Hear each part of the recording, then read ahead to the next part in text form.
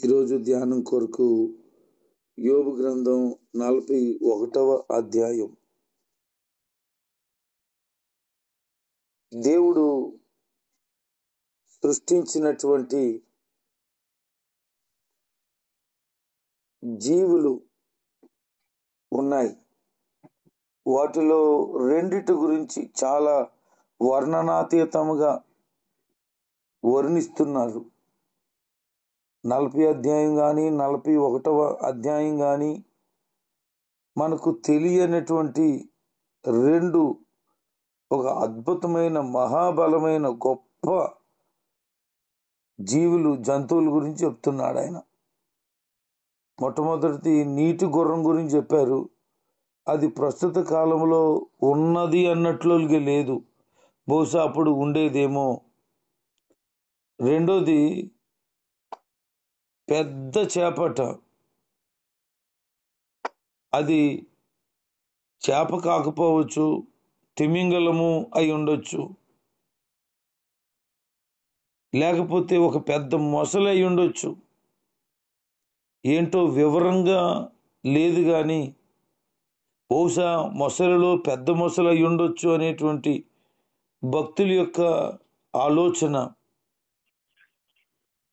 దాని యొక్క అద్భుతమైనటువంటి వర్ణన చేస్తూ ఉన్నారు. ఎందుకు వీటి గురించి దేవుడు మాట్లాడుతున్నారు అంటే, యోబు తన జీవితంలో అనుభవించిన కష్టాలు, వేదనలు, రోగము, సమస్య, తిరుగుబాటు, వ్యతిరేకత, అవమానము, నిందలు, ఈ అన్నీ తన హృదయాన్ని ఎంతో కలత చెందించేశాయి. దేవుడు నన్ను చూడలేదు, నన్ను పట్టించుకోలేదు, నన్ను ఇలాగా వదిలేశాడు అనే ఒక అభిప్రాయంలో ఉన్నట్లు మాట్లాడినాడు.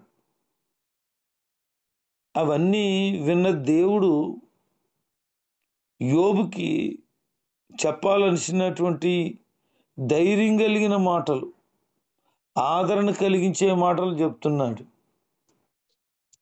దేవుడు ఎవరికి ఎలా చెప్పాలో, ఎవరితో ఎలా మాట్లాడాలో బాగా తెలుసండి. ఎందుకంటే ఆయన సృష్టికర్త అయిన దేవుడు. ఏ మనిషి గురించి అయినా ఆయన చెప్పటానికి ఈజీగా చెప్పగలుగుతాడు. ఎందుకంటే ప్రతి హృదయాన్ని ఆయన ఎరిగిన వారు కనుక. యోబుకి మామూలుగా సమాధానం చెప్పి ధైర్యపరిస్తే, ఆదరణ కలిగించిన మాటలు చెప్తే సరిపోదు. అందుకే ఈ సృష్టిలో అద్భుతమైనటువంటి వాటిని, అవి చేసే గొప్పతనాల్ని, అవి కలిగినటువంటి పరిస్థితిని వర్ణిస్తూ, వాటి కొరకు తెలియచేస్తూ, వాటి యొక్క గొప్పతనాన్ని వివరిస్తూ, వాటి గురించి నువ్వు ఎప్పుడైనా ఆలోచన చేసావా? అవి ఎంత బలంగా ఉన్నాయో, వాటిని నువ్వు పట్టుకోగలవా? వాటికి నువ్వు గేలం వేయగలవా? అవి కలిగినటువంటి బలము నువ్వు గుర్తించగలవా? వాటితో వ్యాపారాన్ని ఎవరైనా చేయగలుగుతారా? వాటిని చంపే ప్రయత్నం ఎవరైనా చేయగలుగుతారా అని చెబుతూ, వాటిని నేను సృష్టించాను,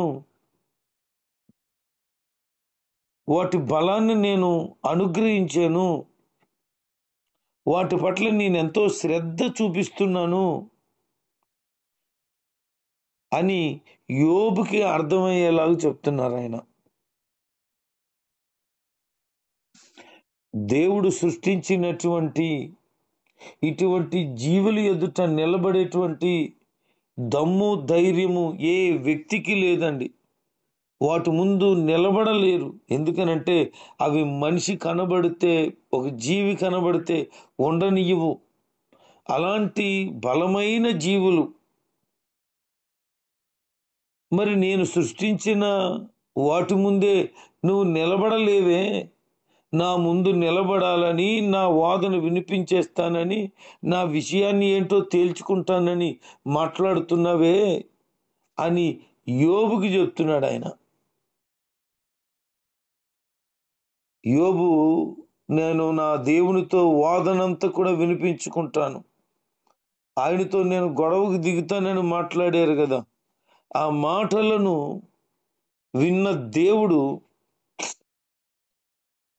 ఒక జంతువు ఎదుటే నువ్వు నిలబడలేవు, నేను సృష్టించిన జంతువు ఎదుట నాతో నాతో వాదించడానికి నిలబడతాను అంటున్నావు అని చెప్పాడు. అందుకే యోబుకి పరిపూర్ణమైన మార్పు వచ్చింది. దేవునికి లోబడ్డాడు, దేవునికి విధేయత చూపించాడు. ఇంకా చెప్తున్నారు ఆయన,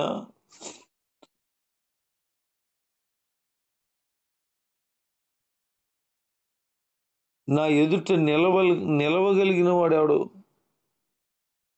నేను తిరిగి ఇవ్వగలిగి ఉండినట్లుగా నాకు ఎవడైనా ఏమన్నా ఇచ్చాడా? అసలు నాతో మాట్లాడాలనంటే మీరు సరిపోతారా? ఎందుకు మాట్లాడతారు? మీరు ఏమని మాట్లాడగలరు? కొరింథీ పత్రికలో మనం జ్ఞాపకం చేసుకున్నాము, మట్టి పాత్ర తనని నిర్మించినటువంటి యజమానుడితో నన్నెందుకు ఇలా చేసావని మాట్లాడగలదా? మాట్లాడలేదు. ఎందుకనంటే ఆ కుమ్మరి వాని ఇష్టం. వీలైతే ప్రతిమ చేస్తాడు, లేకపోతే మట్టి కొండను చేస్తాడు, లేకపోతే పెద్ద బాణను చేస్తాడు, తన ఇష్టం. ఎందుకంటే కుమ్మరివానికి మట్టి మీద అధికారం ఉంది. ఆయన చెప్తున్న మాట ఏంటంటే, నేను పరమ కుమ్మరిని, నేను నిర్మించినటువంటి మనిషే కానీ, జంతువే కానీ, పక్షే కానీ ఎవరైనా సరే నాకు ఎదురు చెప్పడానికి లేదు అని చెప్తున్నారు.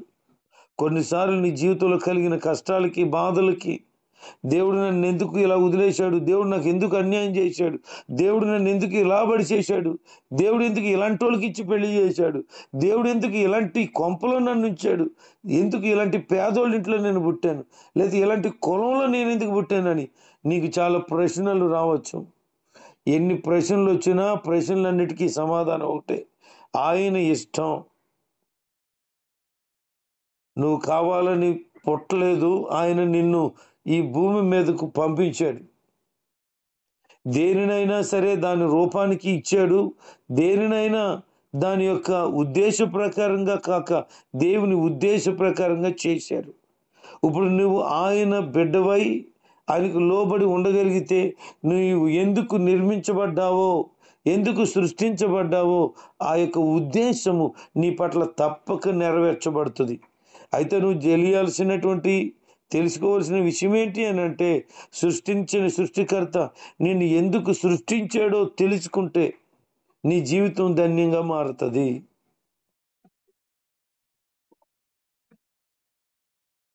దేవుని ఎదుట నిలబడి మాట్లాడగలిగినంత దమ్మే. నాకేమన్నా నువ్వు ఇచ్చావా, నేను తిరిగి నీకు ఇవ్వడానికని అడుగుతున్నాడు. నిజమే, దేవునికి ఇచ్చే విషయంలో కూడా చాలామంది వెనక్కుంటూ ఉంటారు. దేవుడు నాకు ఇవ్వలేదని అంటారు, కానీ నువ్వేం దేవుడికి ఇచ్చావు? నువ్వు ఇవ్వకుండా దేవుడు నీకేమి ఇవ్వగలడు? దేవుడి పేరుని ఎప్పుడైనా ఏదైనా చేసేవా? పేదవారికి సహాయం చేసేవా? అనాథులకు ఏదైనా అక్కర్లో ఉన్నప్పుడు తీర్చేవా? విధవరాలను పరామర్శించి ఏదైనా కొద్దిపాటి సహాయం చేసేవా? ఇది దేవుని పేరు చేస్తున్నానని ఎవరైనా బాగోలేని వాళ్ళకి వెళ్ళి కొన్ని ఫ్రూట్స్ ఏమన్నా ఇచ్చేవా? ఇది దేవుని పేరు చేస్తున్నానని చెప్పి ఎవరినైనా ఆశ్రయంగా నువ్వు నిలబడ్డావా? ఏమీ లేదు. దేవుడు నాకు ఇస్తాడులే, ఇతరులకు సాయం చేస్తే అని ఎప్పుడైనా ఉద్దేశం కలిగి ఇచ్చావా? లేదు. దేవునికి ఏమన్నా కానుకలు ఇస్తావా? లేదు. దేవుని పేరున సహాయం చేయలేదు, దేవునికి కానుకలు ఇవ్వలేదు. దేవుడు అనే పేరు పెట్టి నువ్వు ఏమీ చేయకుండా నాకు దేవుడు ఇవ్వలేదు ఇవ్వలేదు ఇవ్వలేదు అని అంటే నీకు అడగడానికి అర్హత లేదు. అందుకే ఆయన అంటున్నాడు, నేను తిరిగి ఇవ్వవలసిందిగా ఉంటే నువ్వు నాకేమన్నా ముందు ఇచ్చేవా? ఇవ్వలేని దానికి ఎందుకు మాట్లాడతావు? మాట్లాడే హక్కు నీకు లేదు. దేవుడు చేసిన ఆ జంతువులు ఎదుటే నిలబడలేని వారు, వాటిని చూసి భయపడిపోయేవారు, అన్నింటినీ సృష్టించిన దేవుని ఎదుట నిలబడ్డం మామూలు విషయం కాదు. అర్థమవుతుందా ఈ మాటలు మీకు? దేవుణ్ణి ఎదిరించి దేవుణ్ణి ప్రశ్నించడానికి నువ్వు తగవు. ఆయన సృష్టి నిర్మాణకుడు. ఈ విషయాన్ని గమనించండి. దేవుడు అంటున్నాడు, నేను ఎవరికి అచ్చులేను, నేను ఎవరికి రుణస్థుడని కాను, ఆకాశం కింద ఉన్నదంతా నాదే కదా, అంతా ఆయనదేనండి, అందరూ ఆయన ప్రజలేనండి. మరి ఇంకేంటి నువ్వు సెపరేట్గా మాట్లాడాలనుకున్నావు? యోబు దేవుణ్ణి ప్రశ్న అడగకుండానే దేవుడు ఈ విషయాలన్నీ చెప్పేసిన తర్వాత యోబుకి మార్పు వచ్చేసిందండి.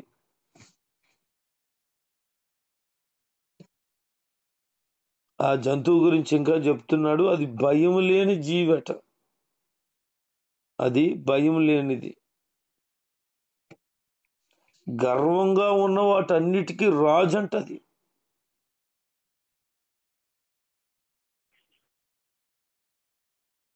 అంత బలమైన జంతువులు భూమి మీద ఉన్నాయి. ఉండేవి, కొన్ని అంతరించిపోయాయి.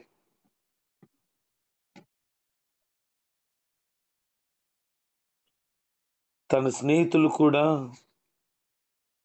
గర్వాన్ని కనబరిచారు.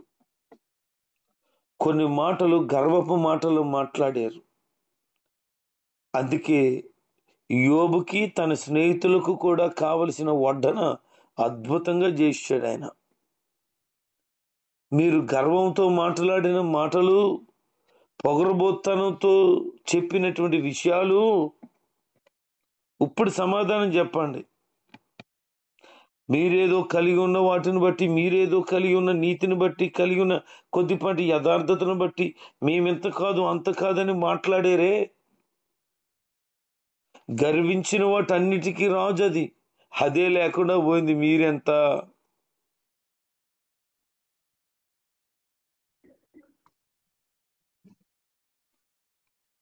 మనుషుడు మాట్లాడితేనే అర్థం ఉందనుకుంటే, మీరు మాట్లాడితేనే అర్థం ఉందనుకుంటే, మరి నేను మాట్లాడడంలో అర్థం మీకు ఎంత అర్థం అవుతుందో అర్థమైందా? దేవుని ఉద్దేశం, ఆలోచనను గమనించి ఆయన మార్గంలో గనుక నువ్వు వెళ్ళగలిగితే నీ జీవితాన్ని ఆయన సమాధానకరంగా ఉంచుతాడు. లేదు, నా ఇష్టం వచ్చిన బ్రతుకు నేను బ్రతుకుతా, గర్వంతో నేను పేటరేగిపోతా, నేను ఎవరితోనైనా మాట్లాడగలను, దేవునితో కూడా వాదించగలను అని అంటే, ఇప్పుడు చెప్పిన మాటలన్నీ నీకు అర్థమవుతే బుర్ర బాగా పనిచేస్తుంది అన్నమాట. ఈ సంగతి ఏదో దేవుడితోనే తేల్చుకుంటాను నేను అంటారు కొంతమంది.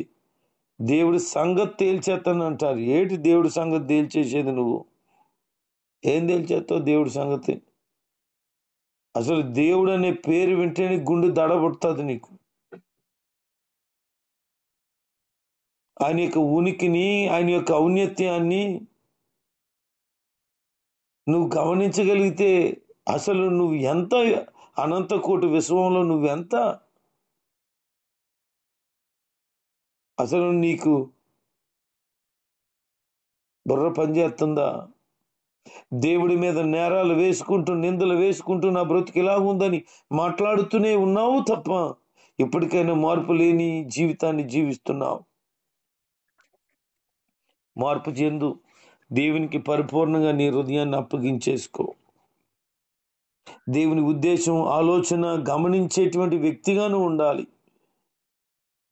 యోబు మాట్లాడలేకపోయాడు దేవుడు మాట్లాడిన ప్రశ్నలకు.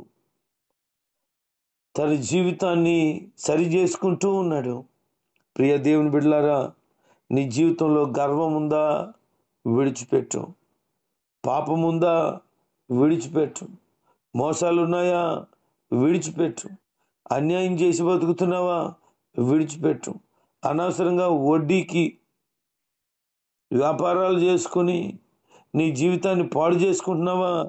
విడిచిపెట్టు. ఇతరులని ఎప్పుడు కూడా దూషిస్తూ ఉంటావా? విడిచిపెట్టు.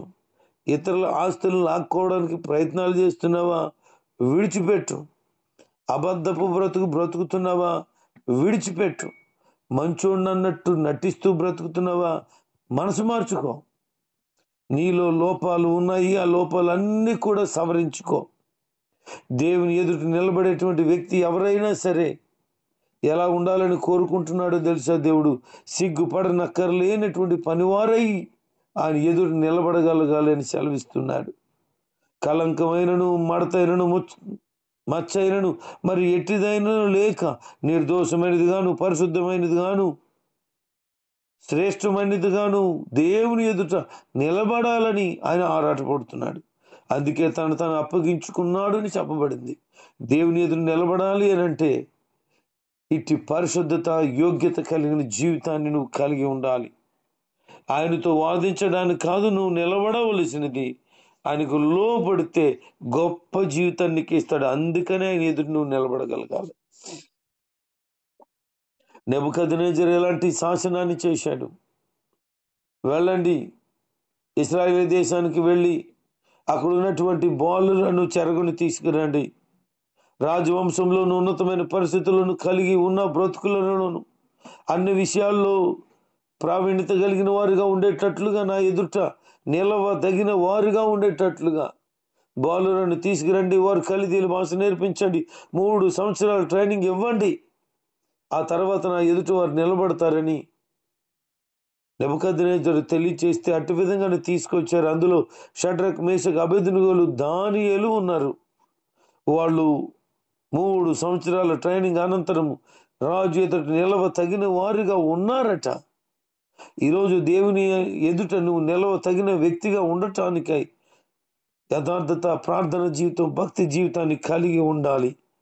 ఒకవేళ నిలబడి ఉన్నాను అని అనుకుంటే బైబిల్ సెలవిస్తూ ఉంది, తాను నిలిచున్నానని తలుచుకుని వాడు పడిపోకుండా చూసుకోవాలి.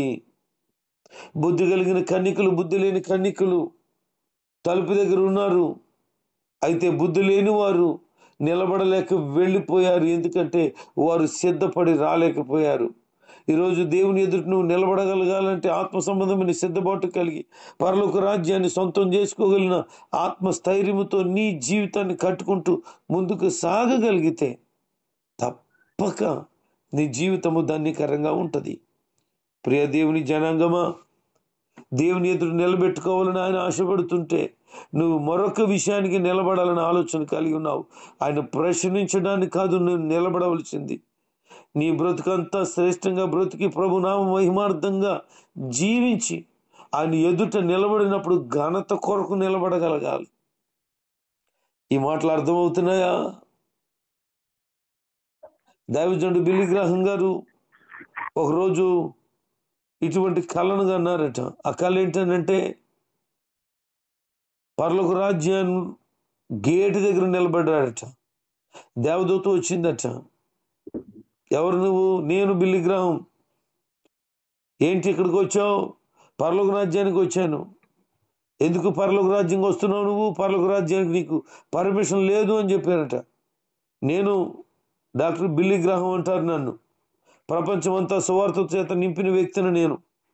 అంత మాత్రమే కాదు, లక్షలాది మందిని క్రీస్తు కొరకు సంపాదించిన వ్యక్తిని నేను. డాక్టర్ బిల్లీ గ్రాహం అంటే నేను లోపలికి రానియొద్దని చెప్పారు దేవుడు అని చెప్పారట. ఒకసారి మాట్లాడాలి ఆయనతో, మాట్లాడించు నన్ను అంటే ఆయన మాట్లాడ్డట నీతో. ఎందుకు మాట్లాడరు? నా సంగతి చెప్పు ఆయనకి. నేనెవరో తెలియచేయి. మాట్లాడతారు, లోపల రమ్మంటారు, ఘనమైన స్వాగతం నాకు దొరుకుతుంది అని అంటే ఆ దేవదూత చెప్పిందట, నీకు లోపలికి రమ్మని ఆయన చెప్పమని చెప్పలేదు, బయటకు పొమ్మని చెప్పాడు. లోపల అడుగు పెట్టనీయొద్దని చెప్పి నన్ను పంపించాడని చెప్పాడు. అసలు నన్ను గురించి తెలియకలా చేసి ఉంటాడు. నేను ఎవరో ఆయనకి చెప్పని చెప్తే నువ్వే బిల్లీ గ్రాహం తెలుసు ఆయనకి అని అంటే ఎందుకు రావద్దన్నానంటే ఆ దేవదూతలు చెప్పిందట, నీవు నీ సంఘంలో ఉన్న వ్యక్తి మీద కోపగించుకుని ఉన్నావు, అందుకే దేవుని ఎదురు నిలబడడానికి యోగ్యత నీకు లేదు, ముందు వెళ్ళి సమాధాన పడు అని చెప్పిందట. ఇక అవకాశం లేదు అనుకున్నాడు, ఎందుకంటే పరలోకం గేటు దగ్గరికి వెళ్ళిపోయి నేను చచ్చిపోయాను, ఇక ఆ సహోదరుని క్షమించే అవకాశం లేదు అని బెంగపడి ఏడ్చేసాడట. అయ్యో ఇంతకాలం దేవుని కొరకు బ్రతికేనే, నేను ఆయన ఎదురు నిలబడతానని ఆశపడ్డానే, ఇలాంటి పరిస్థితి నాకు కలిగిందేటని బాధపడుతూ ఉంటుండగా మెలకు వచ్చేసింది. తుల్లిపడ్డాడు. రాత్రి మీద వెళ్తే బాగుందని చెప్పి ఉదయాన్నే లేచి తన సంఘ సహోదరి దగ్గరికి వెళ్ళి క్షమాపణ కోరుకున్నాడు.